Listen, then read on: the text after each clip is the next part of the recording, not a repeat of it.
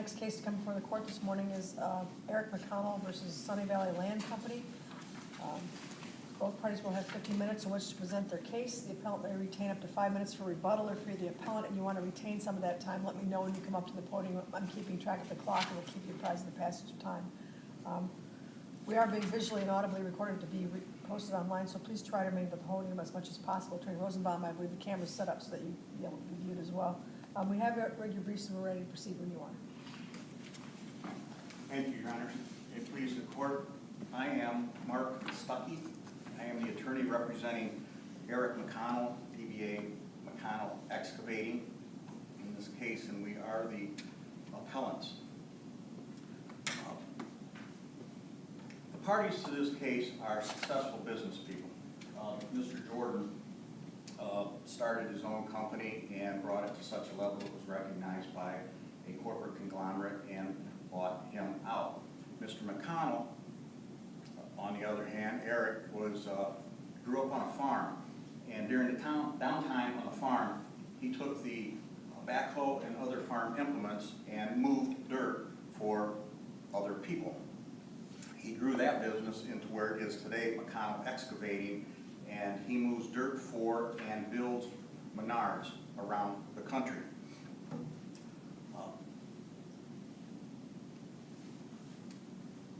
The two parties, coming from a small community in Wellington, didn't know each other, but knew of each other. They had a common acquaintance, John Sable, who is a mechanic, and he worked on both of the parties' vehicles. During one of the times that he was working on Mr. McConnell's trucks, Mr. McConnell learned that Mr. Sable was going out on his own to start his business, but he didn't have enough capital for starting the business and purchasing a business location. But he had found an ideal business location, which is the subject of the property of this lawsuit.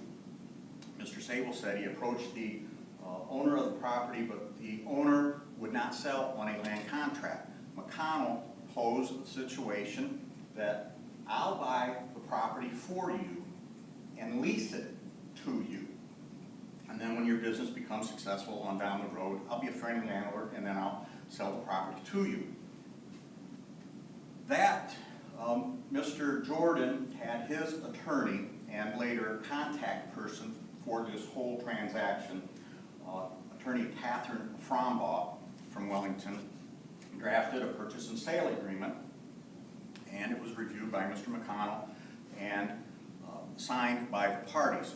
And that culminated in this real estate purchase sale agreement, which is Exhibit A. And Mr. McConnell's front person is his Vice President of Finance for McConnell Excavating, Dave Sustar.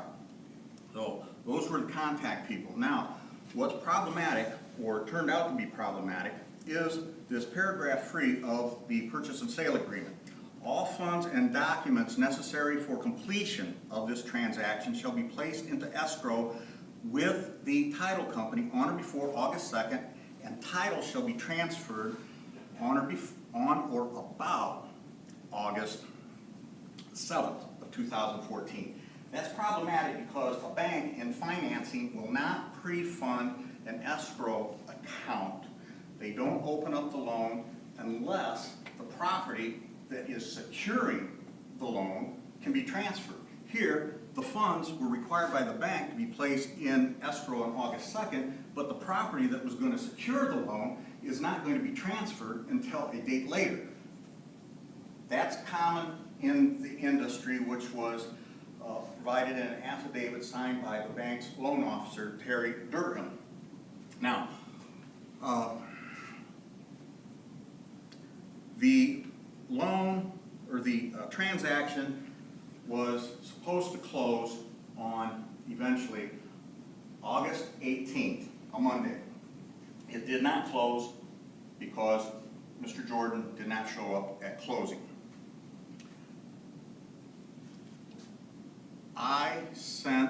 That's when I became involved. I wasn't involved in this transaction up until this point when it didn't close.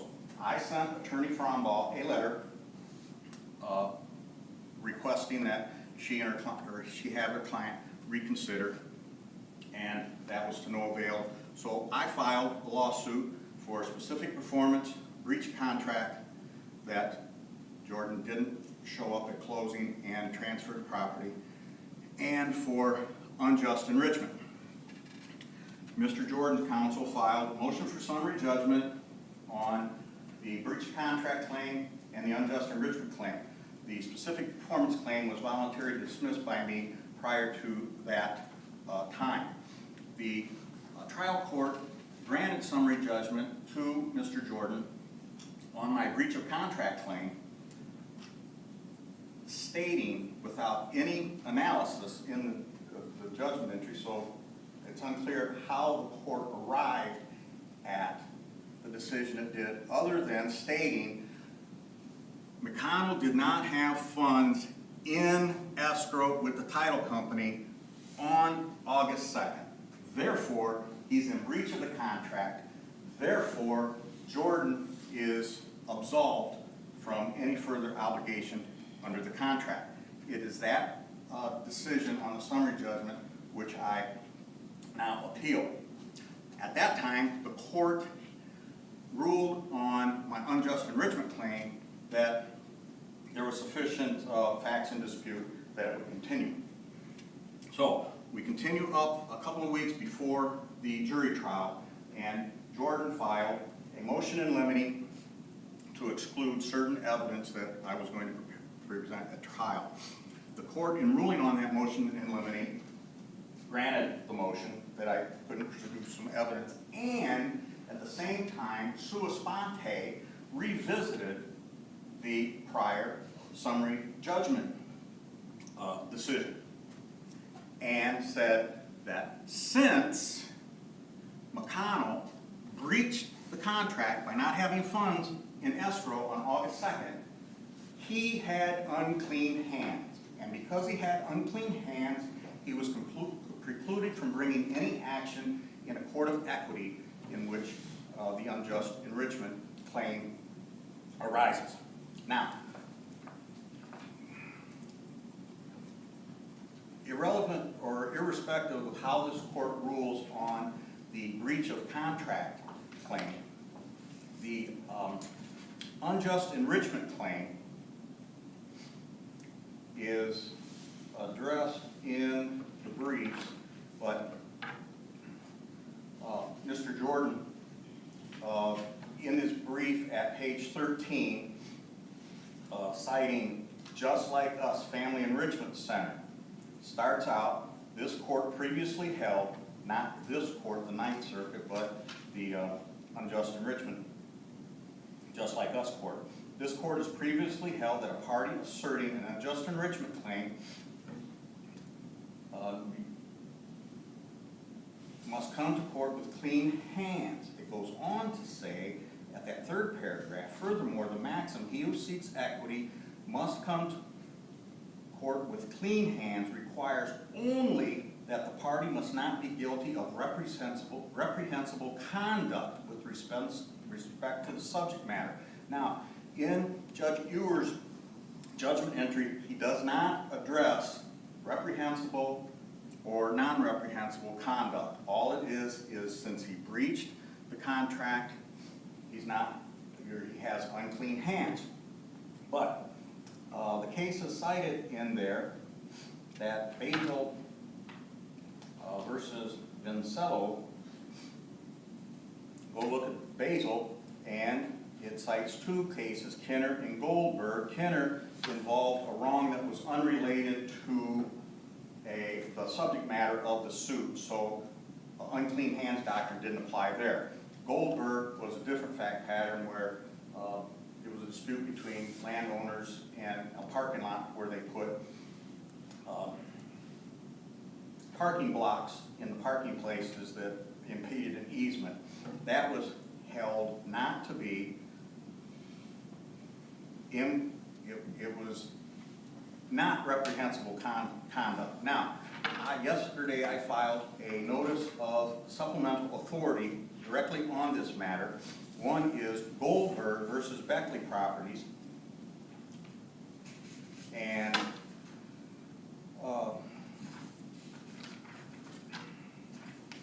So the other, which that's one dealing with the wheel blocks, and that did not arise to reprehensible conduct. But an example of reprehensible conduct was addressed by this court back in Marinero versus Major Indoor Soccer League.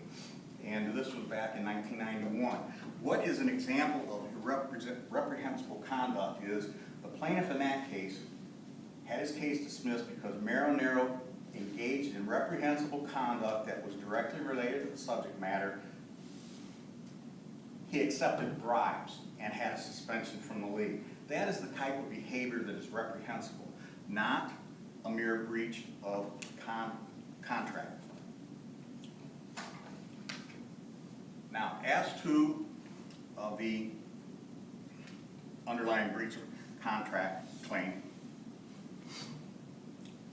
they entered into this agreement on May 30th. 10 days later, and this timeline is in my brief in opposition to the motion for summary judgment, McConnell, 10 days later, contacted his bank, said he needed a loan, and in that time, he contacted Sable to get a letter of intent signed by both parties that he could demonstrate to the bank that he had a use for the property, a tenant willing to go in.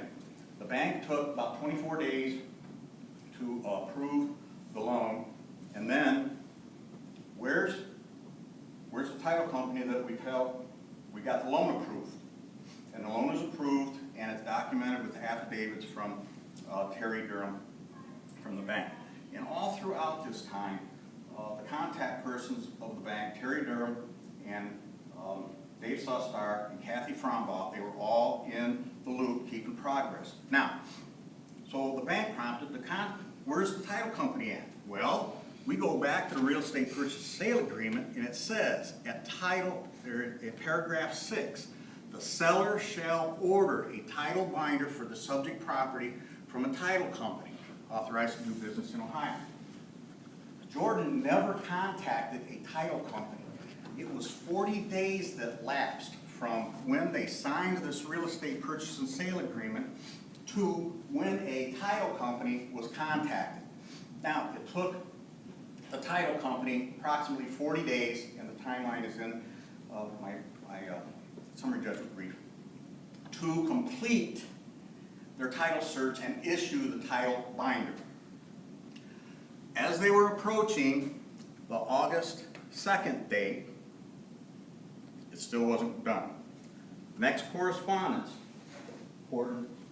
August 6th, email chain prompted from attorney Frombaugh inquiring, that was on August 6th, inquiring that she was looking for a status on the purchase agreement. Gary, Mr. Jordan, is very anxious to sell the property. She is aware that there's another potential buyer in the waiting. Mr. Sustar replies, I'm waiting to hear from the title company who is currently finalizing the documents. They just sent me Monday preferred closing date and time, so it's in the works, and he is anxious to close the deal. It should have been done a month ago. We're already past the August 2nd deadline. There's no concern by attorney Frombaugh, which through Mr. Jordan, that no money is placed in escrow. In fact, we don't even know if they are aware money was placed in escrow or not at that time. So, either they were aware and waived that requirement by not saying breach, we're done, or they didn't know and it doesn't matter because things are still in the works. Next. Wait, I'm sorry, you're saying Yes. the emails, the terms of the contract were altered by the emails? Is that what you're saying here? Yes, that's what I'm suggesting. And then the next email chain. This is August 13 from Terry Durham to Sustar. He just forwarded that a few minutes ago the title company has completed its title search and has issued a commitment of title. This is on the 13th. And then, and that's from the title company to Durham.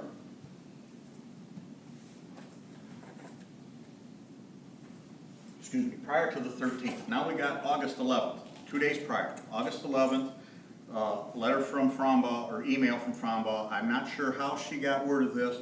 It's unclear from the record, but she did get word that it sounds like progress is being made on the sale. I wanted to inform you that Gary expects to be paid for the rent and papers prior to transfer in the property. August 11th, no mention of no money being in escrow on August 2nd. They either didn't know or didn't care and waived that requirement. Now we go to the 13th, and Durham, Terry Durham from the bank, sends out that they got the title commitment for the transfer of the property. Then, on August 13th, we get an email from Frombaugh.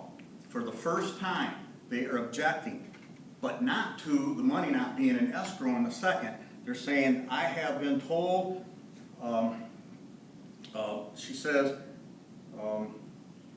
I've talked with Mr. Jordan, Gary. He's very upset at which time this transaction is taken. Eric has breached the contract by not completing the contract on August 7th.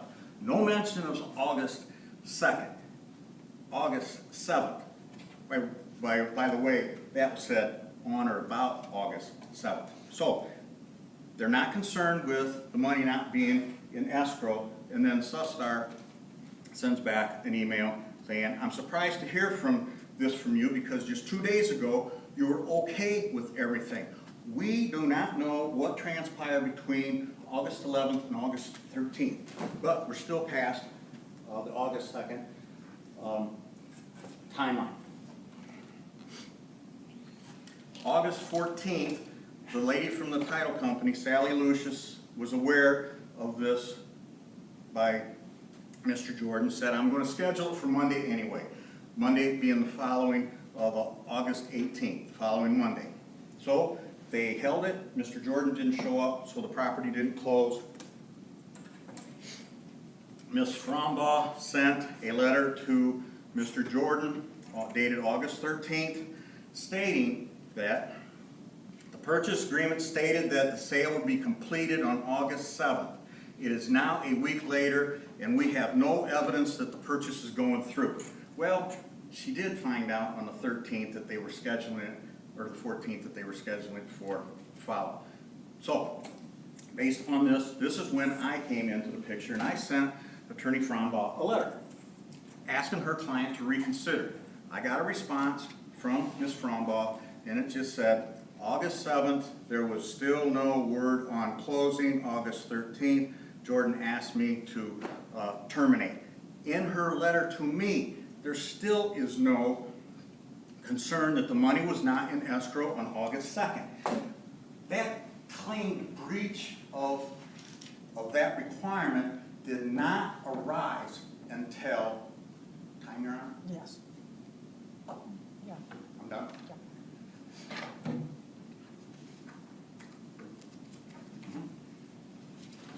Thank you. Thank you. First of all, I'd like to argue that the court doesn't have jurisdiction to hear this appeal. The notice of appeal was filed a day late. It was 31 days after my client dismissed his counterclaim resolving all claims. There was no notice of appeal filed within 30 days. That in separate brief, I filed a motion. The magistrate deferred the jurisdiction to the court until today. Secondly, I'd like to say I'm not, I guess I don't profess to fully understand his evolving argument as it transpires. In the lower court, time was not of the essence because no one said time was not of the essence, even though the contract clearly specifies the time of performance, and there's no doubt in this case that it wasn't complied with. If for some reason this court would accept what I believe Mr. Stuckey's rationale is, I'm pretty sure we could dispense with all written agreements because they What about his argument that the emails that were exchanged between the parties modified the terms of the contract? I don't think the email, any of these emails modified the contract specifically. There may have been some discussion along a future modification, and there were concessions made trying to make this happen, but it never happened on a timely basis. I don't know how Mr. Stuckey can say Ms. Frambois' desire to terminate is no indication that there was any concern. I think a reading of all the emails clearly showed that Mr. Jordan intended to be paid not only for his property, but for the rent. There was a written lease circulating that Mr. Jordan didn't bother to sign, or any of his agents. He didn't bother to pay the rent, yet he had no problem with renting the property to another person. It wasn't a letter of commitment. He gave him authorization to go down and put the utilities in his name on property he didn't own, or have a lease for. When you say we're not gonna go through with this contract until the contract is complied with, and if you don't pay the rent as you promised, that pretty much tells you that something's wrong, and there is no new meeting of the minds.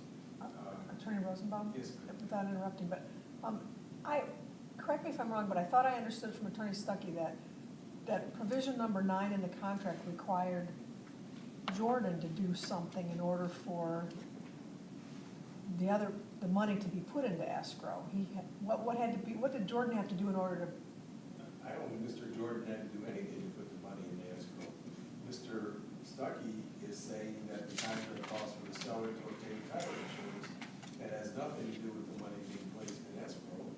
And as you can tell from Mr. Stuckey's oral argument and some of the documents he refers to today, Mr. McConnell was getting the title insurance and handling the escrow. But the bottom line is, if Mr. And here's what I think is interesting, I don't understand about this case. Mr. Stuckey's whole brief is based on the fact that for some reason the trial court only focused on his breach. He doesn't deny the breach. Apparently he is today. Well, and he tried to at first, but I think he's trying to create a new equitable doctrine of mutually dirty hands, which I've never heard of before. He's basically saying that since he breached, and maybe McConnell breached, which we don't concede, but even if he did, neither party can enforce the contract. What he's saying is, if both parties don't comply, then either party can enforce the contract. And that's totally contrary to the law and makes no sense. But yet that's what's happening here today, I believe, if I'm understanding what he's saying correctly. If Mr. McConnell breached and Mr. Jordan breached, then neither party can enforce this contract. But a mutual breach doesn't make an enforceable contract, and it would be impossible for the courts to determine what the meetings of the minds were and enforce the contract. And that's one of the key factors in enforcing a contract. It has to be a definite meeting of the minds that the court can find and interpret. That doesn't exist here. And as I've argued, Mr. McConnell didn't sign the lease, didn't pay the rent, didn't sign a purchase agreement timely. That was extended, and he didn't comply with the purchase agreement once it was finally signed. That should be the end of it. But apparently it's not. And it's not unfair for someone who enters on someone else's property and makes some improvements to not be reimbursed for improvements the owner didn't ask for or want. But apparently that's what is going on here. And finally, even if the lease was signed, there is no provision in this lease, if it existed, nor does any lessee automatically entitled to improvements he makes to the leasehold. That's an entirely different argument. If you choose to lease property, make improvements to it, and the lease expires, you don't get reimbursed for all that. But yet, Mr. McConnell thinks he should be. So basically, you had a specific contract that Mr. McConnell didn't comply with. Whether or not Mr. Jordan did or not, I believe is irrelevant. I submit that he did. But in any event, when you have two parties to a contract that aren't performing their preconditions to that contract, then it's not enforceable. And the court wasn't wrong when it found as much. Thank